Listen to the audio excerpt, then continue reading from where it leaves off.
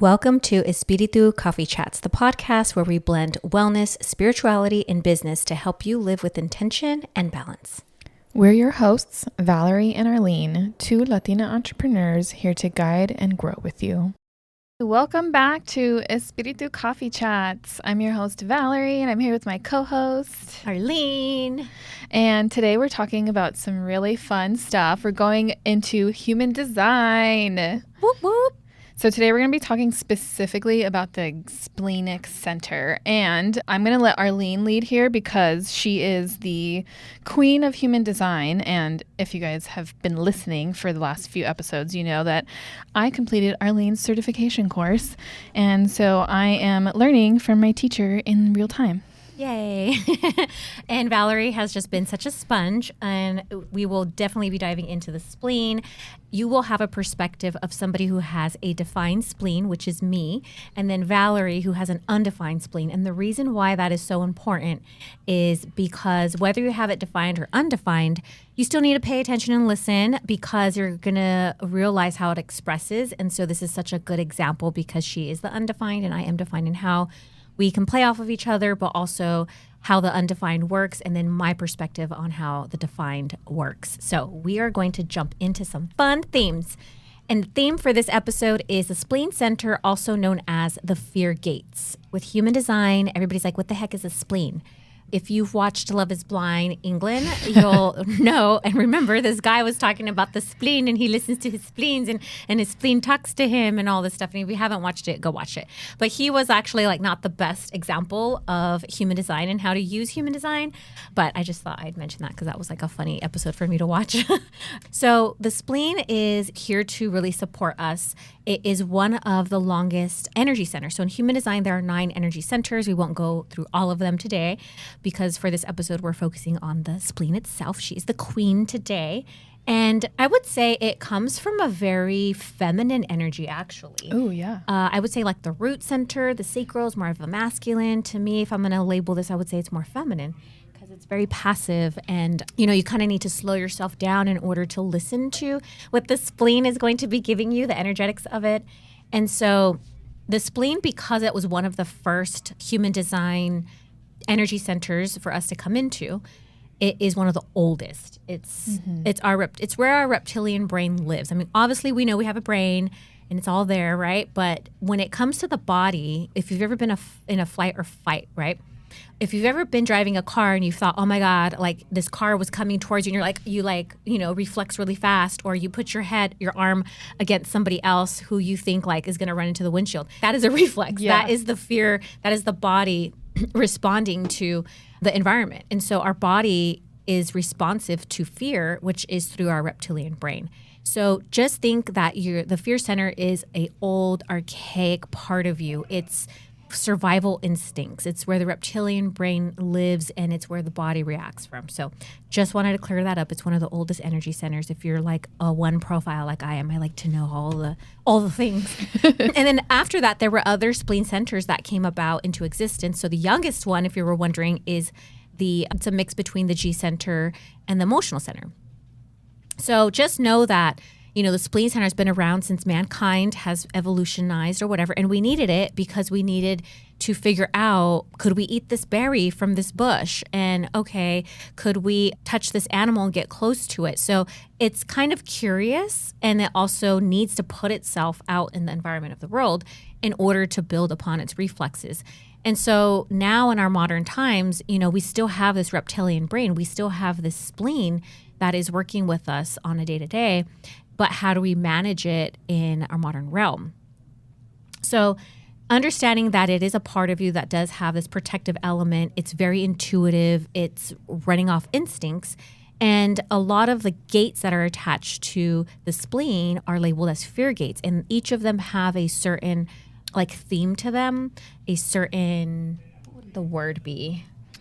They have kind of like these thinking patterns, like behavioral patterns in a way that go back to the survival patterns. Yeah. I don't know how else to explain it. Yeah. You'll get it as we keep going. This is like, sit down, get your chart out. This is your little mini master class, because this is going to be one that you're really going to want to sit down when I talk with my students about human design and how to look at a chart and do a reading and put a reading together. The spleen center is really one that I do tend to focus on sometimes because it does talk to the different energy centers and it does play a big part in our life. So if you're aware of these fear gates that you might have in your chart that are defined, it's going to help you have an awareness around it. And that's the beauty about human design, because your user's manual, it's going to let you know, hey, these are all the fears that you have to overcome in life. And so the more you're aware of them, the more you're like, oh, okay, let me like tame this little lion down, versus not knowing, then you're just making these reactions off of fear. And so when you have an awareness around it, you can actually like be mindful and be a bird, like just looking at yourself and be like, ooh, I actually don't need to respond in that way. Let me listen to like my body. What is my body telling me? What is the intuition coming through? So that's one thing that you will understand through this context that we're running through with today. So just going through the core themes of the spleen, it's your intuition and it's in the now. It doesn't give you any second chances. So if you've ever had like a feeling that just came to you, like it slapped you across the face and you're like, where'd this come from? I don't know why I thought about this. That is your spleen. That's the intuition letting you know something, like, hey, it's giving you alerts. And it's also in the moment, in the now, and it doesn't come back. So if you have a defined spleen, you usually have a more of a reflex on that.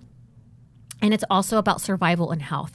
So if I see an undefined spleen, I'm going to be like, ooh, this person is going to really need to protect their health, which is their environment, because they're going to be more prone to having health issues.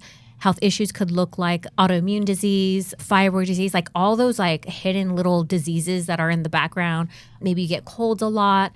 And, you know, that's just because it's undefined. When it's defined, you have a little more, I would say, like health mechanisms within you. Doesn't mean that you're not going to get sick or you're not going to get autoimmune disease or all these things.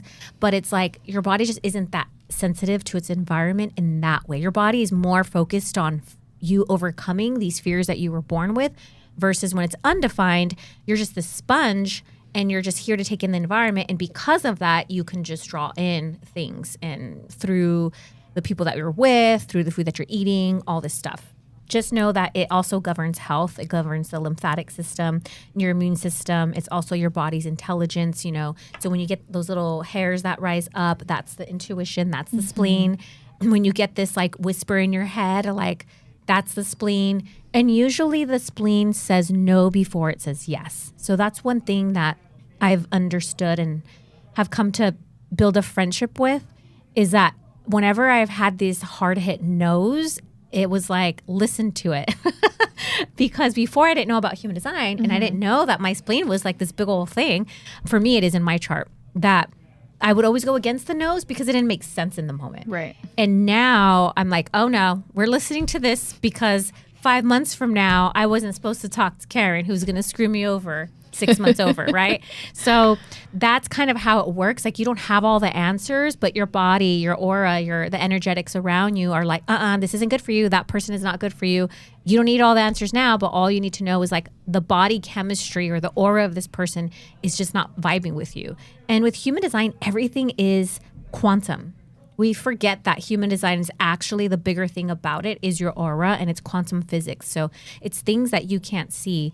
The best way I try to describe the quantum part is like, do you see your modem giving off 5G internet, or on your phone or all the things? So that's, to help you understand like what the spleen is, the energetics of it. It's really a thing that is invisible, but it's touchable. And it's also something of where just being in the moment and listening to the no. It very rare. I mean, don't say yes, but he's going to give you a no real quick. So that's something that's a huge tip, especially if you have the spleen as an authority. And we'll kind of roll into that a little bit later. Yeah. And just because your spleen says no the first time, it doesn't mean that it's going to always be a no. Like it could change later down the road. It's just important to be in tune with whether you have it defined or undefined, because all of it will affect you. Like if you, I have my spleen undefined. And so I end up picking up a lot of these pressures and these fears from other people who have it defined. So I kind of like absorb it a little bit more. So I need to be conscious of whether what I'm feeling belongs to me or whether I'm picking it up from somebody else. So definitely good to take a look at your human design chart and see whether you have it defined, undefined, and if you have any gates present in there, which we'll jump into in a little bit. So just remember that human design gates are fear frequencies. So if you have them defined, that means I tend to believe that, at some point we were some soul up in the realms of the heavens with all the stars and the gods and goddesses and God himself. And we dropped into this world knowing what we were dropping into. So usually your defined fears are by your defined gates or channels. And so you came to this life trying to work through these actual fears that you have.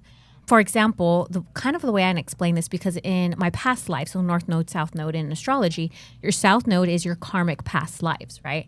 And so when you reincarnate, if you want to think in that philosophy, you come back into this life, but you're bringing in past life stuff. Of course, I came in with the baggage full of fears.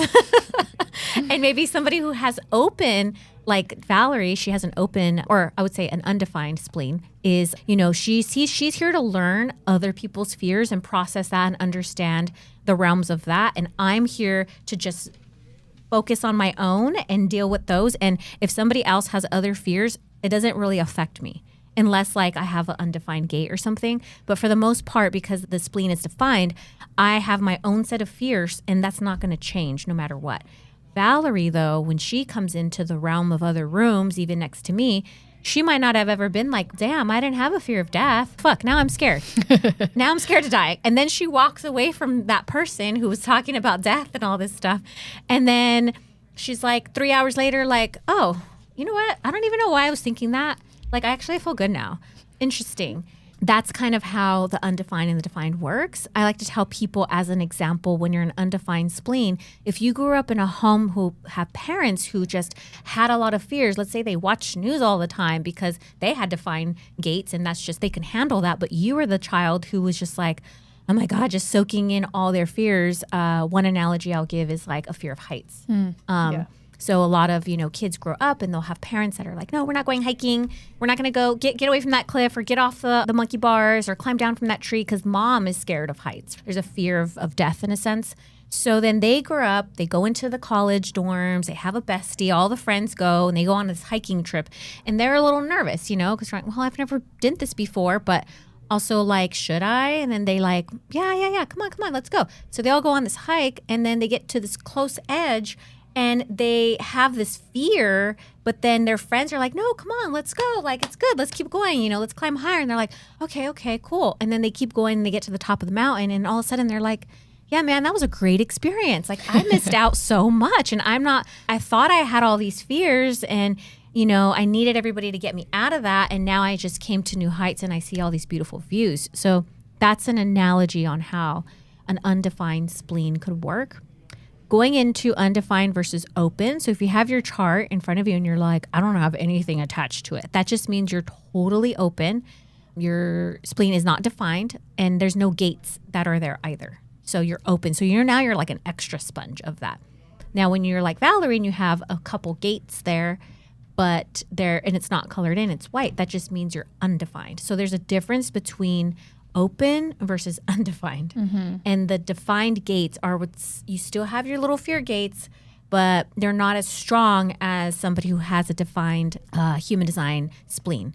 Now, when you have a defined spleen, it's because you have a channel that's connected from one fear gate to another energy center. So for example, I have gate 44, 26. 44 is attached to the spleen center. And then the opposite gate of that is gate 26, which is attached to the ego center. So now the ego and the spleen talk. So now that makes it defined. So that's the difference of a channel that's in your chart. Two centers are talking to each other because both gates are connected, and that's called an electromagnetic. And then the undefined is when you just have gates, no channels. And then the open is when they ain't anything there, girl. Like, ooh, better take your vitamins.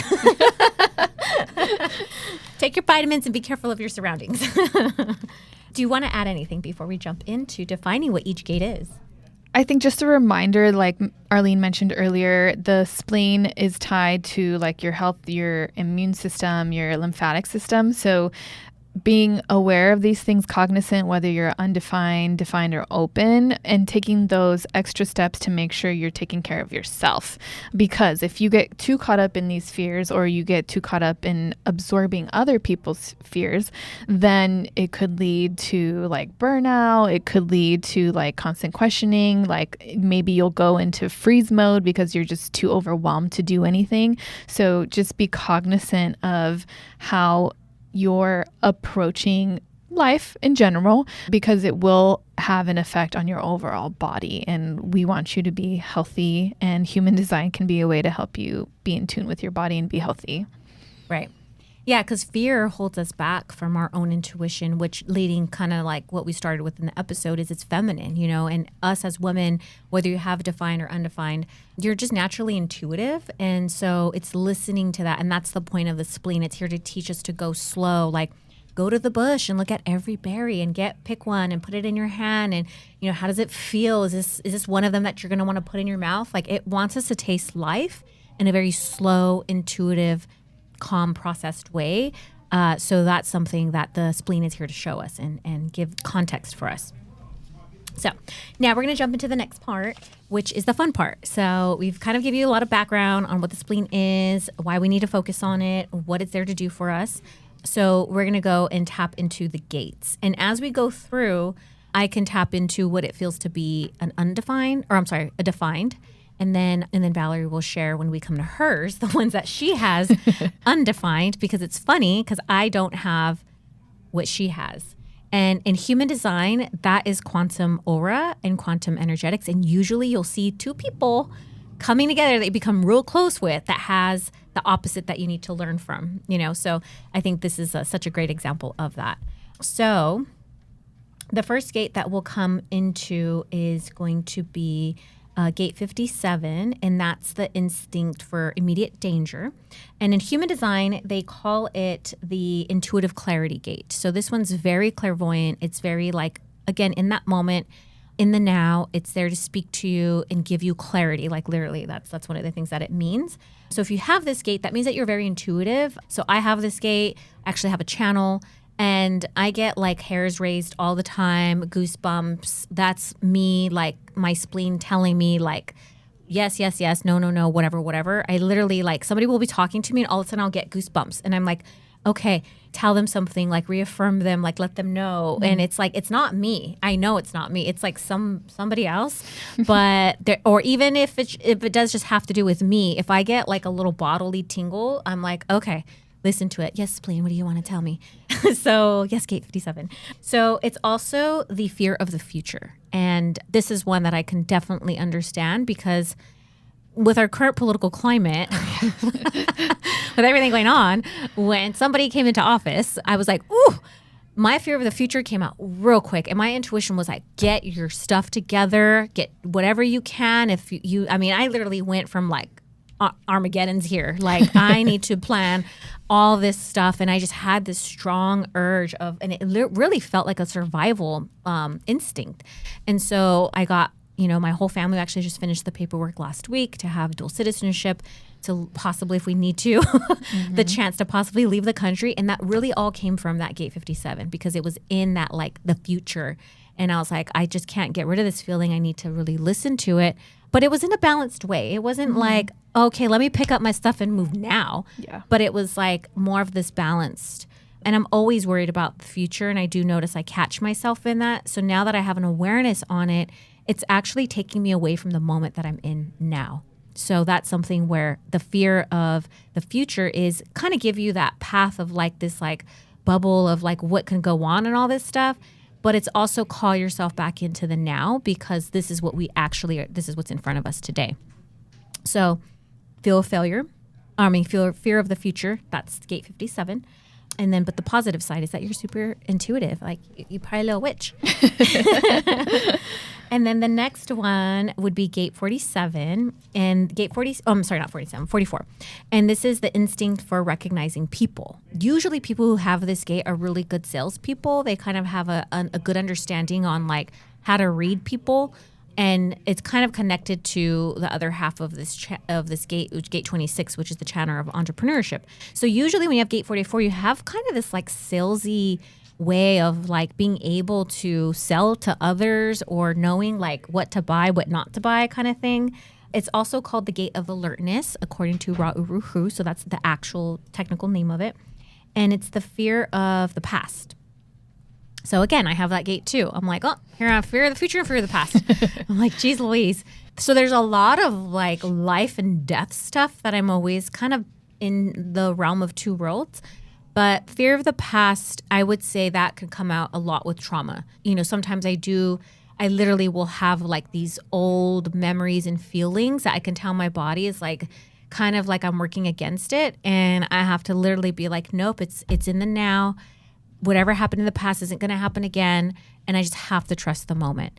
But with that, it's super alert. It's aware. It's like a secret keeper. It knows everything from the past and it needs to metabolize it and hold on to certain things and let go of other things. But also because of that alertness, it goes like, you know, the best analogy, that's why people who have this make good salespeople is because they know what's good for other people.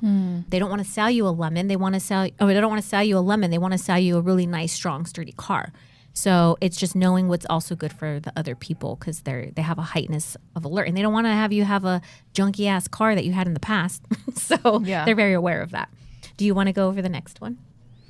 Yes. So the next one is gate 50. So this one is the instinct for protecting the tribe. This is the gate that I have.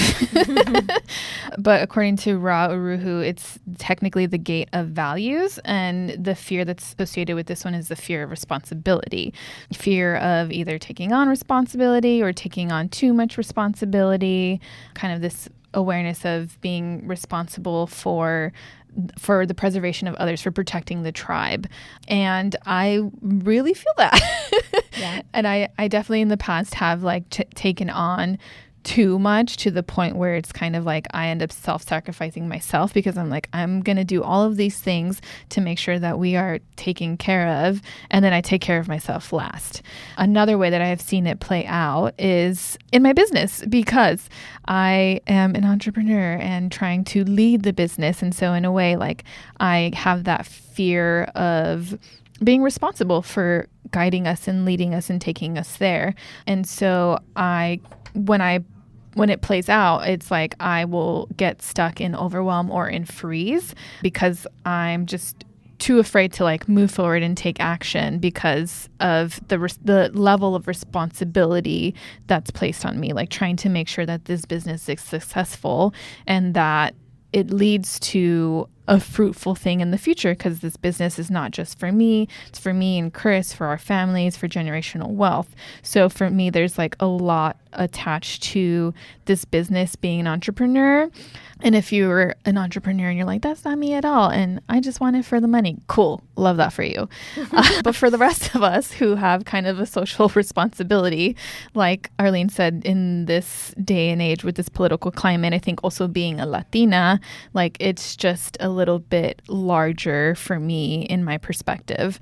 And so right now, what I'm currently trying to work on is just stepping into that role of being like a true CEO, a true leader, and pushing past that fear of responsibility and being like, okay, we're just going to go. Mm-hmm. I am getting those pings of little instincts like, hey, I have my sacral defined. I have some like open channels in my crown. So like a little bit of intuitive psychic kind of abilities. I'm also a Pisces. Yeah. So I'm like trying to match that with like, okay, like, yes, I have this fear, but also I have this other thing that is telling me that I can move forward, and my sacral is lighting up and telling me that like, I really want to do this, that I can do that. So let me push through this fear. I love that. And the other half of that, I believe, is gate 27, which is the gate of caring. And so because if you had the channel, you'd be like that person that's like, come here, baby, sit on my lap. Let me like breastfeed you and pet you and cuddle you and do all the things.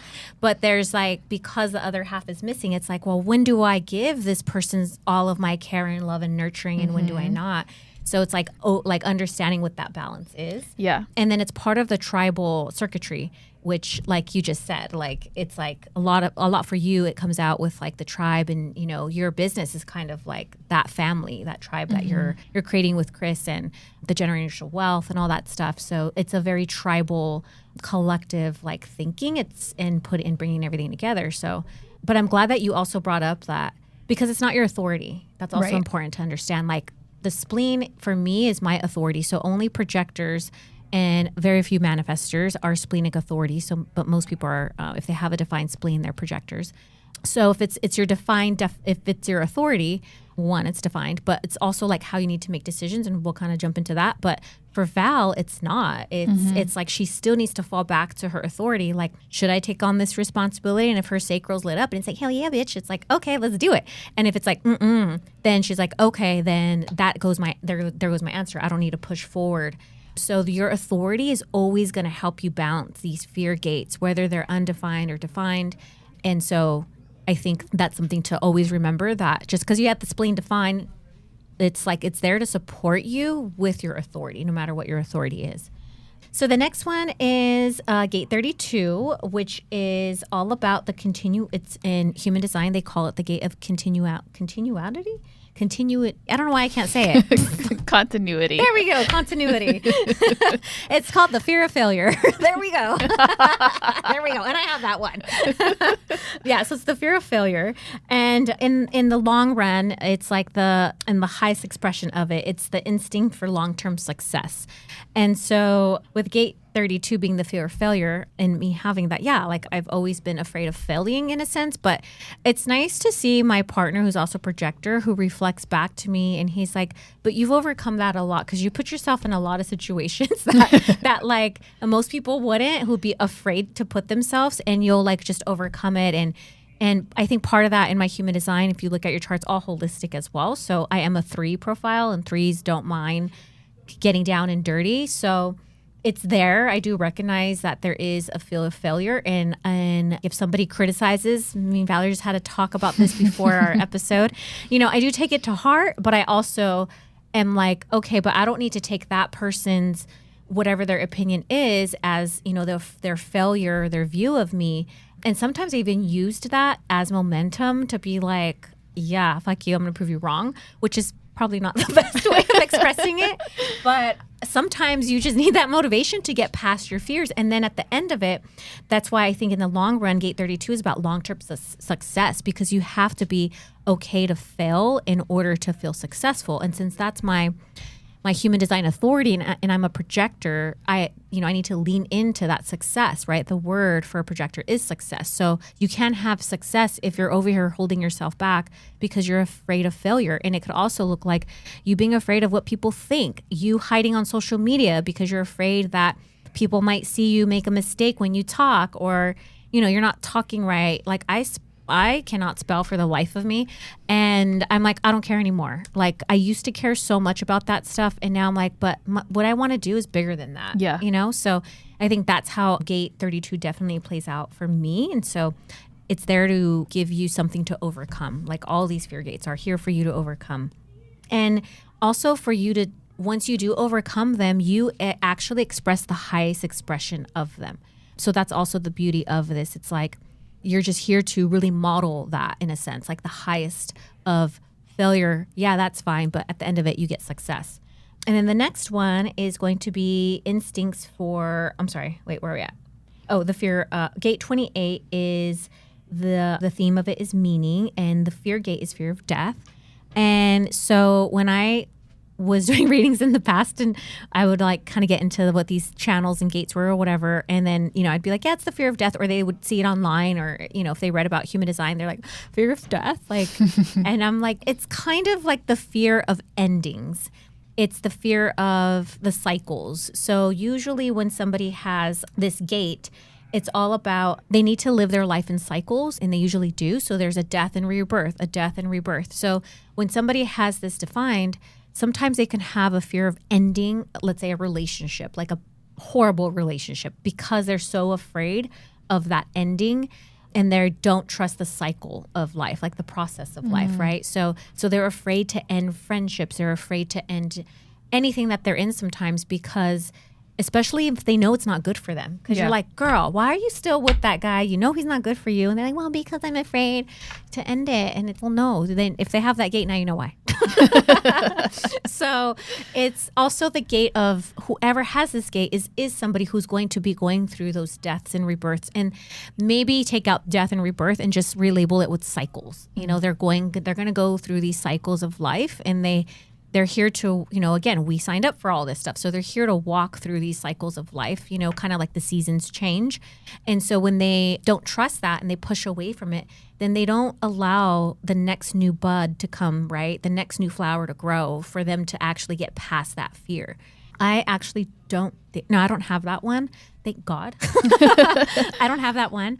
But I think that when I've done readings for other people, that one definitely does come up. And it's kind of like when people get the tarot card, they get the death card, and they're like, oh my God, I'm going to die. I'm like, no, you're not going to die. It just means that there's something around the corner that's going to help you go through this transformative cycle. Mm-hmm. So lean into the cycles of your life, because there's growth within that.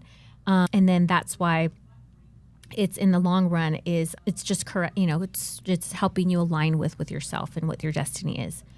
And so the next gate is let's see, it's 48. There we go. Yes, 48. So gate is the instinct for developing mastery. Ra'uruhu calls it the gate of depth, and it's the fear of inadequacy. And I have that one. That one. You have so many. I know, right? I feel for you. Like, damn. Wonder why I went to therapy so much. I journaled a lot when I was younger. But yeah. So for me, what that one looks like is that it's basically connected. The other half is gate 16, which is mastery. So fear of inadequacy is somebody who's always perfecting. It's like, oh, I'm going to write this book. And then they're done with the book, and they're like, you know what, let me go back and edit it again. And then they edit it, and they're like, actually, you know what, let me just add more chapters to it. And it's just the constant, like, inadequacy that they think that they have to keep perfecting, when in the long run, like, they're just holding themselves back because they think that they're not adequate enough. So a really good example that I have for this is I have two really good friends, and they're both projectors, and they've helped me with my business. You know, Leslie. Yes. Leslie has the opposite gate of me. She's my friend, and she has the gate of mastery. And I have the opposite gate of inadequacy. So I have all these great ideas, right? And I'm like, but I can never get to the finish line with them because I'm always questioning it. So when she was working, I had my website, and I was like, it doesn't feel good. It's inadequate for me. It doesn't feel good for me. So her and I partner up, and she works on my website, and I give her like my vision and all the things, and she got it and ran with it and turned it into something super amazing, where I was like, I knew what I wanted, so I could clearly give her direction. I can give her, here's what I need and what I want. But I was just always stuck in this like analysis paralysis. So finally she took it in and just made it into something amazing. My other friend, her name's Crystal. Shout out to Crystal. She has done a lot of my logos for my business, because I'm over here like, oh my God, I know exactly what I want. It's all in my third eye, but I can't draw. I can't put it out. I can't bring it out into existence because it's just not good enough for me. So whenever I connected with somebody who has gate 16, now we're a full channel. And now we're the highest expression of bringing, because gate 16 has a natural talent and gift, and they have skills, where I might have all those skills and those talents, but I need somebody else to kind of do that fine edge tweaking. If you have gate 48, like literally sometimes I have to just sit there and be like, Arlene, fuck it, just hit send. Hit send, post. Nothing's going to be perfect. Nobody cares. And a lot of the inadequacy came from my childhood. It came from, you know, me being told in school, you're not the brightest berry in the bush, or, my grades don't reflect my own intellect that I think that I have. I have had to overcome me not feeling smart enough, creative enough, all those things. And I was the one who always had to work harder than everybody to see my talent. But I built endurance. I built the confidence. So just know that if you have that, if you have that gate, that sometimes analysis paralysis isn't good, and do those inner shadow works, because you are enough. Everything you're bringing to the table is good. And if you need help, go find somebody that has gate 16. Fantastic advice. Do you want to go on the last one? Yeah. So the last one is gate 18. And this one is the gate of correction. So fear of authority or imperfection. And it's your kind of instinct for correcting dysfunction. So for this one, you kind of have a fear of being judged by others, or maybe you judge yourself too much. You're aware that there's like patterns that need to be corrected, or if the patterns are fine. Yeah, I lost my train of thought. Yeah. It's also about, you said it was fear of authority, right? Yes. Yeah. So one, they do recognize patterns pretty quick and easily. So my husband has this gait, and I laugh sometimes because I could definitely see the authority part coming out for him. It's somebody who's like, oh, don't tell me what to do. I'm going to do it. And they have a fear of being actually restricted and held back. That's their fear. It's somebody who's like afraid that their freedom's going to get like taken in a sense. So then that's why they have that skill and that capability to kind of challenge authority. So it's always that person, in the classroom when you're little and like the whole classroom's quiet because everybody's listening to what the teacher told them. And then there's that one kid that's just like, let me just shake shit up and let me like raise my hand. Let me press her button. Like, let me go against authority. Usually when you have a channel, it's pretty balanced. You kind of have that knowing when to do it, when not to do it. But when you don't have the channel and you just have the gate, and I've been a witness to this with my lovely husband. And sometimes it's good. Sometimes I'm like, yeah, tell them. You do that. You tell them, because I'm not like, I'm one of those people, like if you're like somebody in a higher position, like let's say like I would never talk back to my grandpa, my mom, my dad. If I was in front of a judge, like I would just be like, yes, ma'am, no, ma'am. And my husband, nope. He's like, nope. I'm speaking up for the people, and this is what I'm going to bring to the table, and I don't care. So it's needed. But then sometimes it could be hard to discipline that little child, So it's like, and then as you get older, it could just be like kind of letting it out when it doesn't need to be let out. It's just kind of causing like more chaos in a sense than it is having like calm, cool, collected energy. So it's like you don't necessarily always need to stir the pot just to stir it. Like you can kind of just like sit back and take authority. So that's where that one definitely comes in. And then it does have an eye for, because it's about pattern recognition, about perfection. So it's different from inadequacy, right? It's more of like they have this idea about understanding imperfection and getting past that. So that's where like it's a little different than the gate 48. Just know that if you have gate 18, it's all about you just balancing that authority for the most part. That's from what I've saw from doing various readings and stuff.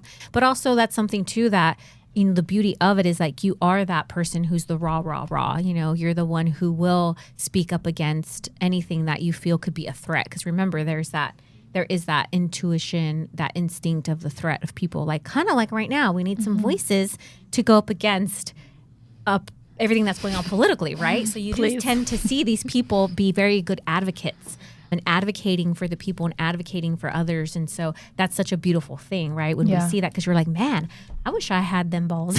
Right. I wish I had that fire. And not to say that we don't, but it's just like there's usually somebody taking the lead in the charge, and they usually tend to have that gate. So I feel like we just went through most of that. Yeah, I think we covered all of them. Definitely.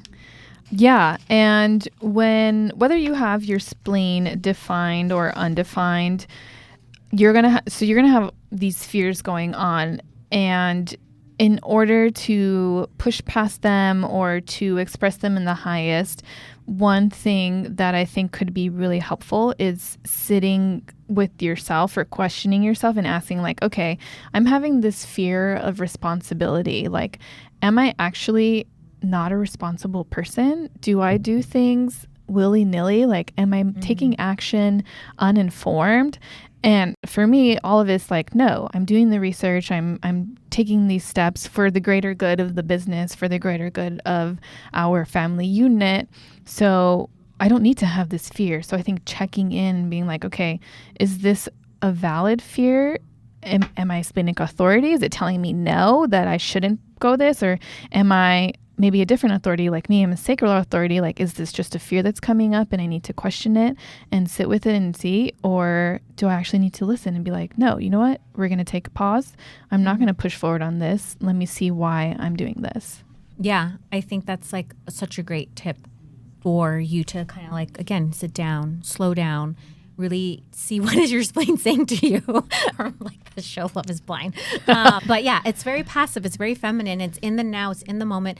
But I think we wanted to talk about this episode because a lot of people will make decisions out of fear when that's technically it's just a kind of like an emotion, and it's kind of not something that's always present in and around. And so giving yourself a little more guidance on that. I would also say that if you have an undefined spleen, that if you're taking in a lot of like fear stuff, like watching the news, social media, all the things, right? Like it would be good for you to take a break and be alone by yourself to kind of release all of society's fears that you might just like, because you're like a sponge basically when you're undefined, or especially if you're open. So like literally what Valerie said, like remove yourself. Maybe you take a digital break for a while whenever you feel like, okay, I have the juice now to come back. And like, now I know I'm a little more like my nervous system is calm, because also think about the spleen as your reptilian self, and the reptilian brain is associated with the, autonomic nervous system, like the vagus nerve and all that. And that's the fight or flight sequence, you know, and that's such attached to your nervous system. So if you have an undefined open spleen, like if you're in this fight or flight because of your surroundings, then your nervous system, your subconscious is just like always on heightened attention. You're like, I don't know why I'm so stressed out, you know, but if you have an undefined spleen, then give yourself space, time to release, bring yourself down to a parasympathetic state. Listen to these, like on Spotify, there's like Reiki, like little stations, or there's sound healings that can clear out energy from your body. So that would be a really good thing. Journal on things, like just releasing and releasing and releasing, because some stuff is definitely like you're just that sponge that's soaking all of our fears, my fears, all of that in. So that's one thing to notice. The last thing I kind of want to dive into really quick about authorities. So we know that the spleen can be an authority. And so if it is, you're going to always hear no before you hear a yes. And then, you know, and it can change, right? Also, you're going to listen to your body. Like, what are the chills? Are you getting a voice in your head? Like everybody's different, but usually there's a lot of clairvoyances that are attached to the spleen. So you usually are partly a little bit of a psychic witch in your own sense. And then if you have like how Valerie has, no, because you don't have a channel to your No, spleen. I don't have a channel. I only have the gate. Okay. So sometimes some people will have a channel that will be connected, so a gate from the spleen center to the sacral center, and then that creates this channel. So they'll both be colored and they'll be defined. If you're looking at your chart, it doesn't matter about the color. Is it, because people will be like, well, this one's red and that one's green and blah, blah, blah. No, if they're colored in, that means they're defined. So if you have the sacral defined and the spleen center defined, that means there's a channel. And when the sacral is your authority, sometimes you will bypass your and your and your no's and your yeses and the gut instincts, because you have the fear whispering to you, like it's kind of on vibrate all the time, talking to your actual authority. So kind of like what Valerie said, where she defaults to her sacral. What you want to do is understand that those two are now connected and they talk. So you have to also like literally check in with the sacral and listen to understand like, okay, now I have this connection to the fear. Like, is there a fear coming up behind this? Can I trust this yes that's coming up, or this no, or this this gut feeling, right? Once you bypass that, then you're good. Now, if you have, some people will have their solar plexus defined, which is the emotional authority, and then they'll have a channel that's connected from the emotional authority to the sacral, from the sacral to the spleen center. So pretend that there's just like, what human design is also like a light socket. So you plug into other parts. So now they're all plugged in, right? All those three energy centers are plugged in. So the fear gate or fear center is going to be talking to the sacral center. And if you're an emotional authority, you already have to write out a wave. But sometimes the fear is also going to be talking to, because now there's a channel that's all connected there. So that's where you have to figure out, okay, is this fear causing an emotional reaction? If it is, you can't make a decision. Because if it is causing an emotional reaction, then that's where you're like, okay, this is my spleen talking to my emotional center. And I know this is a little more advanced and complicated, but we want to talk about things that are advanced in your chart. So knowing that, hey, I have these connections to these energy centers that talk to my authority, the more you're aware of it, you can calm the fears that might be popping up and actually give that authority, time and space to like build a relationship with you. Because a lot of people make decisions out of fear, but that's a moment that's fleeting. That's not your reality. So I think that is like the biggest context for us. I mean, we make decisions every single day. So you want to make sure you're not making them out of these fear states, I guess. Yeah. Other than that, just a long episode. We covered everything. But this was your master class. Yes, mini master class. Yeah, I think just kind of to wrap things up, Arlene said in the beginning, the spleen is that kind of original part, that survival instinct, very reptilian brain. So when you're thinking about these fears, we're going back to that survival. And I think a lot of us that tend to come from backgrounds that maybe didn't have a lot of resources, or you had certain traumas growing up, you want to take a step back and think, am I taking this from a place of survival and it's maybe a scarcity mindset, or am I looking at this from a place where I am thriving? We go from surviving to thriving. And when you are in survival mode, a lot of times you are making decisions out of fear. And sure, sometimes though you'll get through them and you'll push through them. And for me, as a sacral authority, I could push past that fear of responsibility and just go do it.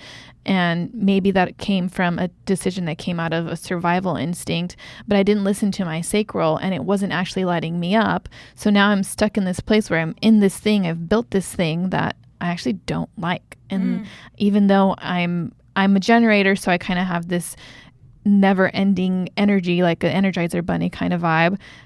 So I get stuck into these burnout modes and I don't take the time to think okay, I made this decision out of survival mode, but actually I want to be in thriving mode. So let me go back and revisit. And, we all make decisions. We all make mistakes. It's fine to reassess, to begin again, give yourself grace.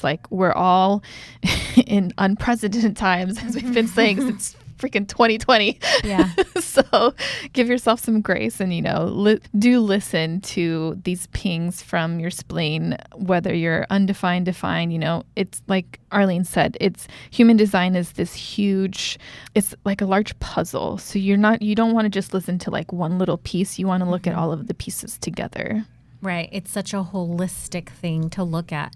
So really quick, I don't think we gave an example as a channel. I did give one for my friend Leslie and Crystal and I, but because I have two channels that come out of the spleen, when you have a channel that actually is like your superpower in a sense, it's your I like to say your pixie dust. It's like the universe gave you this gift that you can here's your magic basically. And so when I think about having gate 57, fear of the future, and then the other one is gate 44, those are the two channels that I have attaching to other opposite energy centers. But long story short, I've talked about losing a child. And I remember that when I got pregnant with her, I had an immediate, literally thought in my head that was she's not going to make it. And I didn't know where that was coming from. I was like, what? I just took this pregnancy test, interesting. And the thought, and it wouldn't leave me. I would even have dreams about her passing away. I had a dream that I got shot in my stomach. And I don't know why Snoop Dogg was there in the dream, but and I remember waking up and I was feeling my stomach. I was okay, she's fine. And I used to save, I probably shared this before, but I used to save her receipts from anything that I bought throughout the pregnancy. And I just never trusted it. I never trusted that she was just going to stick around. And then when she was born, I was okay, maybe I'm just tripping out. I don't know why. Maybe I'm just tripping out. So I was just okay, let me just let my guard down with all that. And then, 6 weeks after she was born, she passed away of SIDS, right? Unexpectedly and out of nowhere, right? So, but when I think about that, I was I remember the day that she passed, I was I fucking knew it. I knew it. It felt so strong in me and the feeling wouldn't leave. And I didn't have all the answers. And there's nothing I could have done to prevent whatever happened. But it's again, it was the higher selves above were okay, so this is going to happen to you. And we're just going to give you a little warning. And you're also going to have the capability of overcoming that. And I think that's where I can see where my gate 44, which is fear of the past, coming in supporting because it is a channel. And that gate 57 is fear of the future. That was me, scared of what was going to happen for her future, right? And then everything that happened came true, yeah. But it also gave me such strength because I think I realized like I need to get over the fear of becoming a mother again, because I know I really want to be a mother. I really want to have kids. So I can't like let that hold me back. But also I had to deal with fear of the past, because when I did have my kids, I would have this fear of like, but what if they die? And I still literally have to stop myself from thinking like my brain could go back into like they'll leave the house and I'm like, if I get like, oh, I'm worried about they're going in a car with their friend, because now my daughter's friends are driving. And like, what if she gets in a car accident? And then what if this happens? And what if that? And I literally will be there for like 10 minutes catastrophizing everything. Oh, no. And then I'm just like, but no, I can't. It's not what's happening. And I have to trust it and move on. And so I feel like that helps me share that story with you guys to understand that these are really real things that could happen. But also when you have channels, they really do support the overcoming of it. And then now I can sit back and share this all with you and not feel like I held myself back from being one of the most things that I ever wanted to be, which is a mother. So I've overcome that because I always knew I wanted to be a mom. That was like my number one thing to be. When people were like, what do you want to be when you're older? I'm like, a mom. And that also was one of the things where I've had to learn a lot of like fear and overcoming and all that stuff. So I appreciate my channels for supporting me with that. But there's also a struggle with that too. Like, I'm not going to say I don't struggle with those things, but I can see why and how I can get past those things and really see the bigger beauty and the philosophy of those fears and how they can actually bring you closer to spirit and closer to life and closer to your clairvoyances and all that stuff. So I feel like I just wanted to share, when you have channels, they are little pixie dust and they're helpers. And yeah, I think we can end there on that that note. So yeah, we hope that you found this episode helpful, and we want you to really understand your chart. So if you want to connect with myself or Valerie, we are both readers. So connect with us, reach out to us if you're like, what is going on with all this? I really am intrigued by this episode. I want to know more. Connect with us. We would love to do a reading with you, sit down with you and go through all the things about your chart, because we're going to look at it from a holistic way, not just this like one little thing, and really how to embody your chart, and really like what Valerie said, giving like really good tips about embodying and sitting down and working through these things. Yeah, I love it. Thank you so much, Arlene, for sharing. That was wonderful. Thank you. So now we have all of these new skills, this new knowledge to assess our decisions and listen to our intuition, our bodily responses, however that comes forth for you. So yeah, catch us on the next episode. Bye. Bye. Thank you for joining us on this episode of Espiritu Coffee Chats. We hope you enjoyed our conversation and found a little inspiration to take with you. If you loved what you heard, don't forget to subscribe, rate, and leave a review on your favorite podcast platform. And stay connected with us on social media for updates, behind-the-scenes content, and more. Until next time, keep the spirit alive and the coffee brewing. Cheers! Ow, ow, ow.